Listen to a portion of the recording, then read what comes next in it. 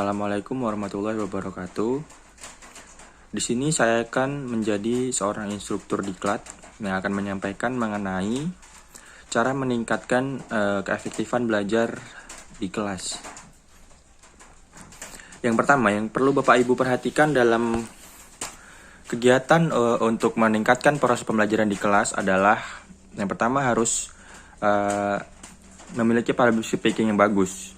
Mengapa ini menjadi yang pertama? Karena jika public speaking kita bagus, maka proses belajar mengajar di kelas akan mudah dimengerti oleh para siswa. Apalagi ketika kita menyampaikan materi pembelajaran, kita menggunakan bahasa yang mudah dimengerti, kemudian kalimat-kalimat yang keluar dari mulut kita itu jelas, maka murid-murid akan mudah memahami apa yang kita sampaikan gitu.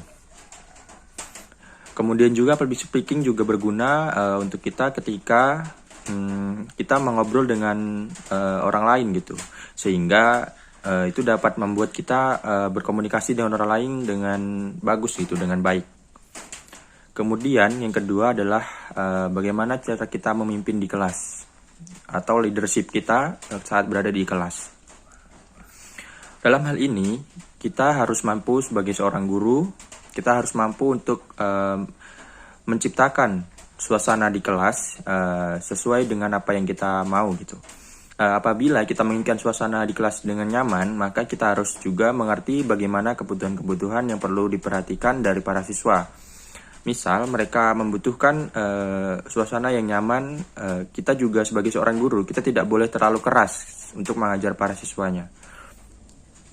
Karena ada sebagian murid atau sebagian siswa yang tidak suka dengan cara yang mohon maaf sedikit agak keras ya. Jadi perlunya kita untuk memperhatikan suasana di kelas gitu, supaya ketika kita memberikan atau mengarahkan mereka melakukan suatu hal, maka mereka akan mengikuti apa yang kita sampaikan gitu, dan tidak akan melawan apa yang kita katakan. Kemudian yang ketiga ada juga ini, kita harus mampu berinovasi untuk menciptakan media pembelajaran yang kreatif. Nah, dalam hal ini bisa atau ada beberapa contoh. Mungkin saya akan memberikan contoh. Misalnya kita membuat animasi menggunakan media elektronik gitu. Bisa menggunakan laptop, kemudian akan kita salurkan kepada Infocus, kemudian kita tampilkan di depan kelas sehingga nanti para siswa akan melihat bagaimana video pembelajaran yang kita buat gitu, sehingga ketika mereka memperhatikan video tersebut mereka tertarik.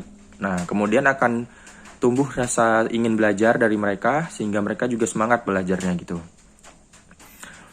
Kemudian namun hal ini bisa juga kita lakukan menggunakan media-media offline ataupun yang tidak elektronik gitu. Misalnya dengan menggunakan gambar yang kita printkan atau kita buat, atau kalau memang Bapak Ibu bisa menggambar, bisa diberi contohkan nanti dengan menggambar supaya nanti ya murid-murid kita bisa juga belajar gitu sebagai pembelajaran mereka gitu juga.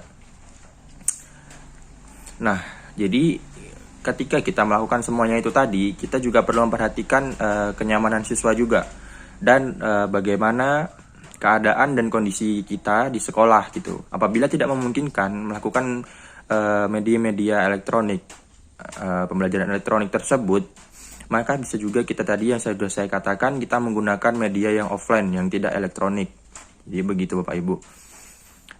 Jadi semoga Bapak Ibu sekalian dapat mengerti apa yang saya sampaikan, sehingga nantinya proses belajar mengajar di kelas akan lebih efektif lagi sebelum kita melakukan diklat dengan saya sebagai instrukturnya. Jadi mungkin hanya itu yang dapat saya sampaikan. Kurang lebihnya saya mohon maaf. Wabillahi taufiq wal hidayah. Wassalamualaikum warahmatullahi wabarakatuh.